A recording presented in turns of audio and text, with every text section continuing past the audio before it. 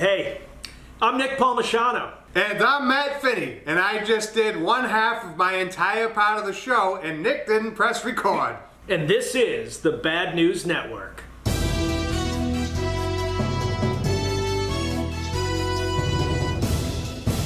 Let's start off this week by discussing the weirdest of branches, the United States Navy. I gotta tell you, they haven't had a week like this since the tailhook scandal broke. It all started when they relieved Captain Crozier, the skipper of the USS Theodore Roosevelt, from duty. The reason for his relief? He sent a passionate letter to many people asking for help from the government for his crew because many people on board were coming down with the coronavirus and he was worried that people were going to die. Now, when that's all there was to it, this was definitely a big story, but it wasn't a pure catastrophe. That wouldn't happen till a few days later. Now, it seemed like most people felt like this was a bad firing meant to basically save face for the administration. However, there was a pretty good sized group of people that also felt, hey, he sent this memo to too many people, he violated OPSEC, and he should have expected this to end up on the news, which isn't good form for a captain. Would I have fired him? No. But I at least understand the argument that these other people made for wanting to fire him. But all of this would have faded into the ether if it wasn't for one glorious bastard. The stand-in Secretary of the Navy. The Honorable Thomas Modly decided to do what all great leaders do. Lead from the front. So he got on a plane, flew halfway across the world to Guam, and boarded the Theodore Roosevelt. Once there, he called an all-hands meeting and once again did what all great leaders do. He told everyone that their former skipper was either stupid or incompetent for letting this memo get leaked. The motivated sailors on board booed and shouted, "What the f***?" But I'm sure that was just their way of showing approval. Anywho, some industrious sailor filmed the whole thing and leaked it to the press, which created either stupidception or incompetentception, depending on which one you're attributing to the former SecNav, because he essentially just did exactly what he hit the other guy for doing. Now, I'm not big on crapping on leaders. Leadership is very hard and we all screw it up from time to time. But if you honestly think that showing up at a ship where a captain probably saved a whole bunch of lives and at least, if nothing else, clearly prioritized the health of the sailors under his command over his own career, going on there and saying this guy is basically garbage is a good idea, then there is something wrong with you. So Matt timed me, and in 30 seconds, I wrote what could have been a better speech. Not even a great speech, just something that wasn't shitty. This is 30 seconds, people. Here we go. Are you ready? Hey, I know you guys are hurting right now. Captain Crozier is only guilty of caring too much. I'm not going to try to justify his removal. I'll tell you that we're committed to your health, we appreciate your efforts, and we're proud of your mission. I'd like to introduce you to your new skipper. He's a great man that has Captain Crozier's complete endorsement, and he will look after you from here on out. If you want to be angry, point that anger at me and not your new captain. This challenging decision was mine and mine alone. Was that hard? 30 seconds. I'm not saying that this is any, Bill Shakespeare or anything, but at least you're not going up there and calling their beloved boss an asshole.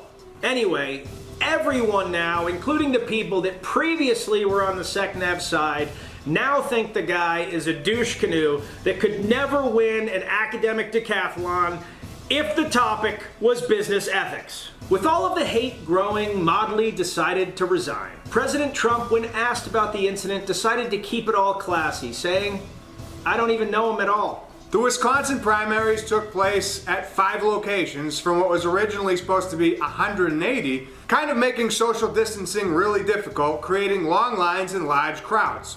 None of that matters because shortly thereafter, Bernie Sanders withdrew from the race. Bernie Sanders has announced he's dropping out of the campaign. Sort of. While Sanders has announced that he's dropping out of the campaign, he's not releasing any of his delegates, and he's keeping his name on all of the ballots. He's actually even still encouraging his people to vote for him, so when he says he's dropping out, he's just not spending any more money campaigning, but he's still pretty much campaigning. His motivation is to continue to have influence during the Democratic National Convention. As the second largest holder of delegates, he's going to be able to have significant influence in shaping his party's platform going forward, as well as the manner in which they run this campaign. It's a crappy situation for Biden, but at least the Democrats are staying consistent with their long-standing policy of eating their own. The vice president has now won, but the win is bittersweet. Bernie's supporters have not fallen into lockstep, will likely continue to campaign for Bernie, and probably will not switch over at the rate that they would have if Bernie were to drop out right now. For the Democrats to win, they really need to get behind Biden and push hard, and right now they just haven't shown the ability to do that. If that doesn't change soon, Biden is likely to feel the burn come election time. Dana White was trying to relive the 90s and hold Bloodsport 2 on a private island for UFC 249. None of that matters because shortly thereafter, the world shut that shit down. This week, 6.6 million people filed for unemployment benefits. You might be thinking, Nick, you said that last week. And that's true. I did. Because last week, 6.6 million people filed for unemployment benefits, and the week before that, 3.3 million people filed for unemployment benefits, for a total of a shitload of people. 16 million something. That is a lot of unemployment. This is a staggering number because it doesn't include Americans that have taken pay cuts, Americans that are furloughed, Americans that haven't applied yet, or are in any number of other disastrous situations. Meanwhile, for those of you out there that are really struggling, Matt has some great news. The PPP, the Paycheck Protection Plan, is a total clusterfuck. The Paycheck Protection Plan was the crown jewel of Congress's coronavirus stimulus plan. But much like a relationship with Amber Heard, what it was on the inside was vastly different from what it looked like on the outside. Long term, we expect this thing to beat the shit out of small business. On paper, it would allow small businesses to borrow up to 2.5 times their payroll as long as they kept 70% of their employees employed and didn't lay anyone off in the first 8 weeks after receiving the loan, after which the government would completely forgive their loan. Its execution was a disaster. The PPP required small business owners to work with commercial lenders who weren't given enough guidance on how to go about the process. Nobody knew what would happen if the borrower defaulted on the payments or whether or not those defaults were even guaranteed. Basically, it was a finger-pointing game between the US Treasury and commercial lenders while small business owners were stuck in the middle wondering what the hell's going on. But maybe the biggest problem is that the federal government only approved $350 billion in loans, and on the first day, the applications were for $1.8 trillion. President Trump then went back to Congress and asked them to give him another $250 billion for the PPP, but subsequently, the Republicans and the Democrats just locked horns in deciding what other stipulations they could shove into that stimulus package. Awesome. Oh wait, this just in. $0 have been granted thus far.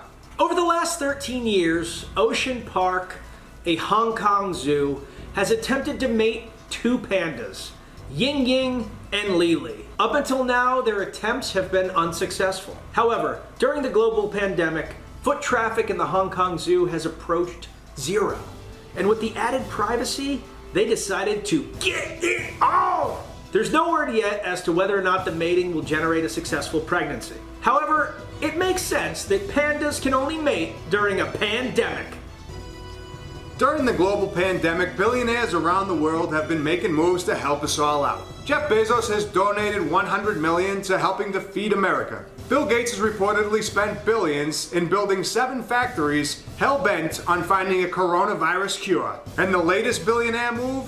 CEO of Twitter and Square, Jack Dorsey, has donated $1 billion, or 28% of his net worth, in fighting the coronavirus. He's fielding all ideas through a Google Sheet. Bernie Sanders, meanwhile, wants you all to know that he could do more and help more if he had all the money instead of the billionaires. In this week's Darwin Award for Irony, Pastor Landon Spradlin died from the coronavirus after posting that it was hysteria and not to be taken seriously. He contracted the virus at Mardi Gras, which he attended to show the world that the media was simply fear-mongering. Folks, this virus is real, and it will arrange a meeting with the God of your choice after a brief life of excruciating pain if you don't pay attention. There are also no beads allowed at the hospital visits, and the cocktails aren't what you expect. In WTF news, an Illinois man who suspected his girlfriend got COVID-19 shot and killed her, and then shot and killed himself. The kicker is, they both tested negative. Should the coronavirus be taken seriously? Absolutely. Is it a death warrant if you get it? Absolutely not. In actuality, statistically speaking, a bullet to the head is way more fatal than contracting coronavirus, but is still preferable to enduring TikTok. Recently, China has made a bunch of public announcements about their desire to send PPE to countries that need it and help wherever they can. What a truly heroic and benevolent movement by the Chinese government. Among the countries that China has announced it's going to help is Italy, one of the countries hardest hit by the coronavirus. It turns out, however, that the Chinese claims are slightly inflated. For example, China didn't actually give Italy the PPE, they sold it to them. And not only did they sell it to them, but they actually sold them back their own PPE that Italy gave to them when China originally got the virus and they were really screwed and Italy rushed to help them out. That's a little less benevolent and a little more regifting. Well, it's not even regifting, it's charging people for the gift that they already gave you. On top of that, a lot of the kits that China has sold to other countries in order to test for the coronavirus have turned out to be defective. Spain returned over 50,000 testing kits because they didn't work, and the Netherlands returned PPE and testing kits because they were substandard. Turkey, Georgia, and the Czech Republic have made similar claims. China, for their part, blames user error. If you need more reasons to think the Chinese government is a total piece of then look no further to their current situation with France. French President Macron asked President Xi for 1 billion units of PPE. Xi agreed to the request, but only on the condition that France implement Huawei's 5G. In case you're not up on global tech, here's the sitch. The US and a number of other Western governments believe that Huawei is the #1 threat to security globally. Experts have cited that using it basically gives China a backdoor to access any data they want. Intelligence agencies have also reported that the company is completely tied in with the Chinese government and are going to take any security orders issued from that government. China has obviously denied those accusations, but they're a bunch of dirty liars, so we can't really believe anything they have to say. Donald Trump don't trust China. China is asshole. British Prime Minister Boris Johnson has been moved out of intensive care and is feeling better. Way to go, Boris. In other words, he's not quite dead yet. Joe Biden this week addressed the nation in order to articulate his concerns about the coronavirus and provide a plan to combat it. It's a case where we cannot let this. We've never allowed any crisis from the Civil War straight through to the pandemic of 17, all the way around 16. We have never let our democracy take second fiddle. We can both have a democracy and elections and at the same time correct the public health. As the country buckles down to social distancing, many people have decided that those rules really aren't for them. In many cases, police are being brought in to shut that shit down. Over in Alton, Illinois, the police had to do just that when the mayor said, "You need to break up all parties and send these people home immediately." So you can imagine their surprise and possible amusement when they broke up a party Sunday morning. For those of you that don't remember what days are, Sunday is typically a day where people are not partying. Sunday morning, the police break in, and who do they find? None other than the mayor's wife, partying her gourd out. To quote the mayor, "My wife is an adult capable of making her own decisions, and in this case, she exuded a surprising lack of judgment." He went on to say that she will also face the same consequences as all the people she was caught with. That is going to be a cold house for the next month. To put a cherry on that delicious fountain of circumstance, the owner of the tavern was also arrested on a charge of domestic battery, but his lawyers think he'll beat the case. Rumors suggest that the mayor's wife will be forced to walk a long street, surrounded by nuns with bells, who will be shouting, "Shame, shame, shame." Unlike the Pandas, there is no evidence that the mayor will be mating anytime soon. I swear I'm not repeating the last report on the anti-2A gun bill that Hank Johnson introduced last week. It's just that he introduced another anti-gun bill. Back-to-back gun grab bills. Hank is going ham. So just to recap, Democratic Representative Hank Johnson, the guy who thinks too many people on the island of Guam will cause the island to capsize, has just introduced another anti-2A gun bill that'll make you want to slap his mother. All this right after the coronavirus kicked off. This one's called the Protect Law Enforcement Armor Act, or the PLEA Act. The act initially goes after the FN 57. In layman's terms, the gun kind of fires a round more similar to a rifle round, but is in fact a pistol. This round is capable of penetrating body armor. In reality though, this is an old offensive play from the 80s where the gun-hating media latched on to this cop-killer bullet theory and just ran with it. Following the condemnation of the 5.7, however, the act kind of takes a hard detour from what it initially was purposed for. Everything thereafter is then labeled armor-piercing handgun. This definition, of course, will be left open to the interpretation of lawmakers who presumably know nothing about handguns, which is a fair assumption of someone who thinks an island is going to capsize with too many people on it.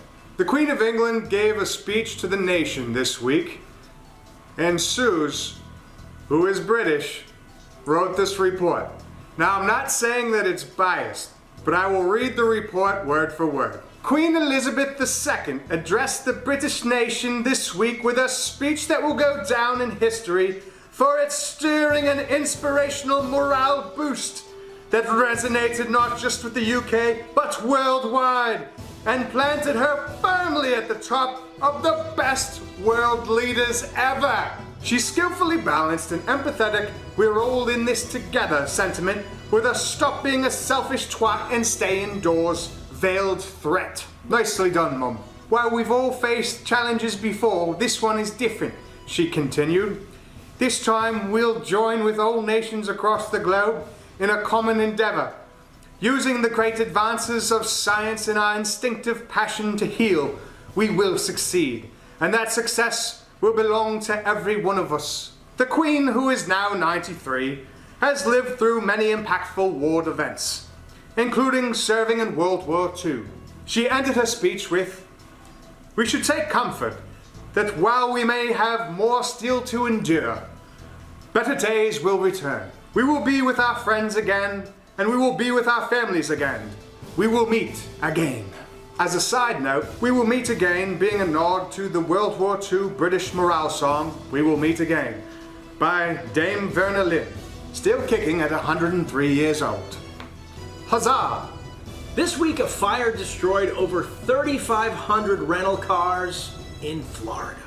Emergency services were called to the Southwest Florida International Airport when only 20 cars were on fire, but by the time they arrived, 100 were on fire, and the whole thing was getting out of control. Once they realized they weren't going to be able to contain the blaze, the aviation unit began dumping water feverishly onto the cars to no real avail. No people were injured, and the surrounding buildings were also unharmed. There's no evidence as to how the fire started.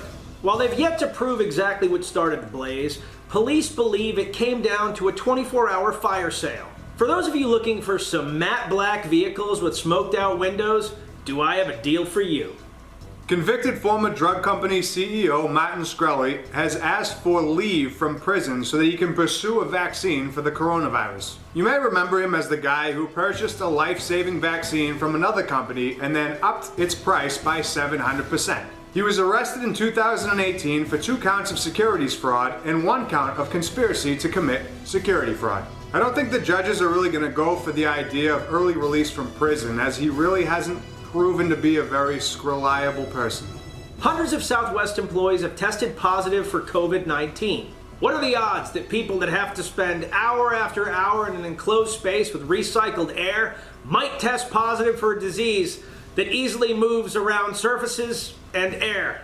Southwest Airlines countered that this represents less than 1% of their workforce and that employee safety is their top concern right after making money.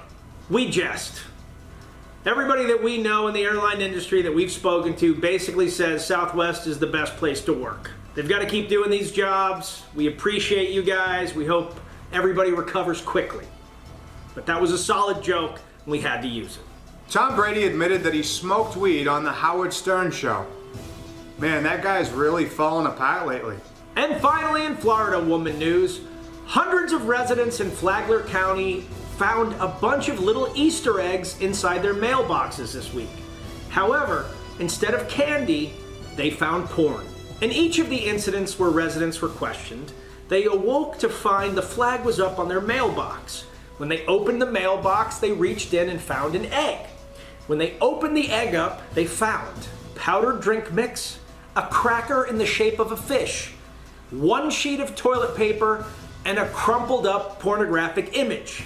This is an odd assortment of items by any measure. The eggs were distributed on Palm Sunday, 1 week before Easter. Well, just in time for this week's BNN, the culprit has been apprehended. 42-year-old Abril Sistoni was apprehended after personal cameras attached to doors in various homes identified her. Abril immediately admitted to creating over 400 porn-filled ovums. She claimed that she did it out of anger for the church and that churches and pastors needed to give more money to the less fortunate. Sistoni is being charged with violating the stay-at-home order in Florida, as well as 11 counts of distributing porn. She's being held on $7,000 bond, which in porn-filled egg currency is about 3,200 eggs. And with that, I'm Nick Palmisano.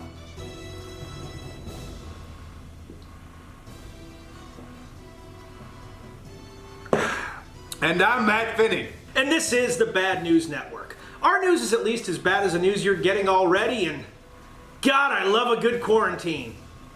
Use code BNN at rangerup.com for 25% off.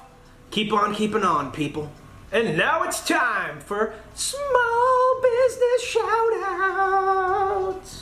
One Stop Scenics in Valier, Montana, donating free lunches to kids. 222 Artisan Bakery in Edwardsville, Illinois, veteran owned and operated. Opera House Brewery and Grill in Fairfield, Nebraska. Tactical Nerf in Old Town, Maine. Locals Barbershop in Colorado Springs, Colorado. Tribal Weaver in Nevada City, California. 3B's Farms in Griswold, Iowa. Cortese Flag and Silk in San Angelo. Target Sports Incorporated Gun Shop in Glenville, New York, veteran owned and operated. Clyde's Armory in Warner Robins in Athens, Georgia. Aegis IT in Athens, Georgia, veteran owned and operated. 143 Street Tacos in Sierra Vista, Arizona. Dave's Bike Shop of Raymore, Missouri. Edward Teach Brewing in Wilmington, North Carolina. Henry's Bar in Garden Grove, California. Southern Peak Brewery in Apex, North Carolina. Roscoe's Twisted Fork in Versailles, Missouri. Bull City Street Food in Durham, North Carolina, veteran owned. Holistic Approach Performance Initiatives and Innovations, LLC. The Tactical Dingle Dangle on Instagram. Broomfield's Marine Exhaust in Seattle, Washington. So Nice Again Restoration in Kitty Hawk, veteran owned and operated. Rhombus Guys Brewing Company and Half Brothers Brewing Company in Grand Forks, North Dakota. Dave's Gun and Pawn in Riverside, Washington. Page 11 Cleaning Services in Camp Lejeune, North Carolina. Lance Corporal owned and voluntold. Firearm Ranch in Salt Lake City, Utah. Pho Tahoe in Pollock Pines, California. Warrior Concepts International in Sellens Grove, Pennsylvania. Veteran owned and operated. Manteo Furniture and Appliance Co. in Kill Devil Hills, North Carolina. That's a place. Your dream home furniture in Mount Pleasant, Iowa. Matchsticks Barbecue out of Williamsburg, Virginia. Corville's Catering in Beaumont, Tejas. Dive Masters of San Antonio, Texas. L&J Quality Painting in Seaside, Oregon. Veteran owned and operated. Southwest Surveyors Group of Truth or Consequences, New Mexico. That's also a place. Snack Attack Specialty Sandwiches and Brews in Fort Collins, Colorado. Veteran owned and operated. Poseidon Brewing Company, Ventura, California. Veteran owned. Endless Indulgence Retroware in Ogden, Utah. Saja Sidearms in Benson, Arizona. Veteran owned. Lane Splitters in Las Cruces, New Mexico. Belcher's Guns and Gunsmithing in Mishawaka, Indiana. Lolo Peak Brewery and Lolo Distillery, both in Lolo, Montana. KJ's Pizza in DeSoto, Kansas. Rapid Application Group in Broken Arrow, Oklahoma. Veteran owned and operated. Tom Hammond Builders LLC in Grand Rapids, Michigan. Veteran owned. Memento Mori Tactical in Corona, Missouri. He apparently loves company. The Suzy Q Drive-In Restaurant in Peculiar, Missouri. The Milwaukee Brat House in Milwaukee, Wisconsin. I believe it's pronounced Milwaukee, meaning the good land. Mike Spikes in St. Louis. Hartman Farmhouse and Grand Junction, Colorado. Seven Sirens Tattoo in Gulf Breeze, Florida. Veteran owned. Universal MMA and Brazilian Jiu-Jitsu in Queen Creek, Arizona. Bertram Oso Blanca in North Las Vegas, Nevada. Veteran owned. The Safer Hometowns Project in Missoula, Montana. Veteran owned and operated. Mika Bar and Grill in Kent, Washington. Feed the Ravens on Etsy.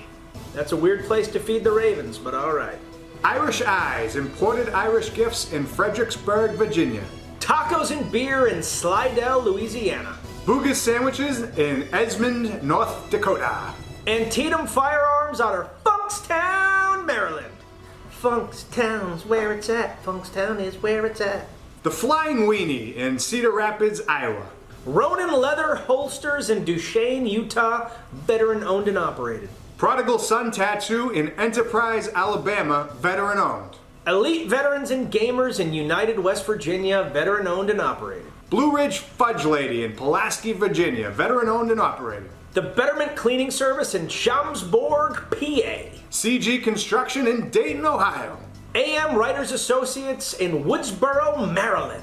SRC Wireless LLC in Centerpoint, Texas. Disabled, veteran owned. Auntie Ray's Desert Island in Holiday, Utah. Lamasco Bar and Grill and Amy's on Franklin in Evansville, Indiana. El Corral Mexican Restaurant in Creedmoor, North Carolina. Santan Tactical in Chandler, Arizona. CJ Small Engine in Dayton, Maine. Veteran owned and operated. Double Barrel Cafe in Great Falls, Montana. Veteran owned. Acoustic Block out of Tampa, Florida. The Pizza Joint in South Padre Island, Tejas. Frank's Place in Simpson, Pennsylvania. Amy's Cafe in Fredericksburg, Virginia. Fresh Baked and Crafty Cow in Oconomowoc, Wisconsin. Magnetic Tape Recorder in Louisville, Kentucky. Durham Restaurant and Bar in Glasgow, Montana. Hermione's Happy Hens in Amore, Minnesota. Around the House Handyman in Fresno, California. Veteran owned. West Coast Cigars in San Jose, California. EMP2C, veteran owned and operated. Synergy Clinical Services in Des Moines, Iowa. Apollo Ambulance Service in San Antonio, Texas. Spent Brass Training Solutions in Upland, California. Ziggy's in Leander, Texas. Nolan's Poorhouse Coffee Company, veteran owned and operated. Pier 98 in Hattiesburg, Mississippi. Heart and Soul Garage in Waxahachie, Texas, veteran owned and operated. Connecticut Valley Tobacconist, home of Battleground Cigars. Quick Draw Oil Change in Dodge City, Kansas. Kudin Food Trailer in Dumas, Texas. She's feeding kids for free. Apex Mobile App in Richmond, Virginia. Some Young Ho in Augusta, Georgia. It's a real business.